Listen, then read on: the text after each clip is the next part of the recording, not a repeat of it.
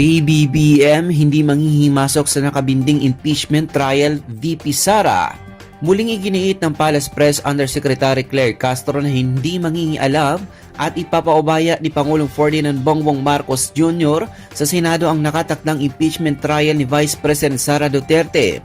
Sa panayam ng teleradyo service kay Castro itong Huwebes, May 15, 2025, na nakumpirma lamang daw ang administrasyon at sa kung ano ang naayon sa batas.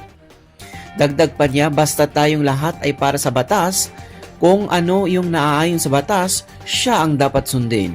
Kaugnay nito, nakiusap naman si Castro na sa mga senador na maging patas umano sa mangyayaring paglilitis sa mga kasong kinakaharap ni VP Sara.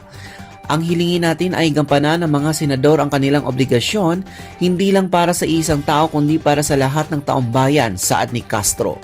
Samantala, matatanda ang nauna ng igiit ni dating presidential spokesperson Harry Roque na malaki umano ang tiyansa ni VP Sara na makuha ang malaking suporta mula sa pinangalangang niyang senador sa kanyang Facebook Live noong Miyerkules, Mayo 14, araw sa Pilipinas.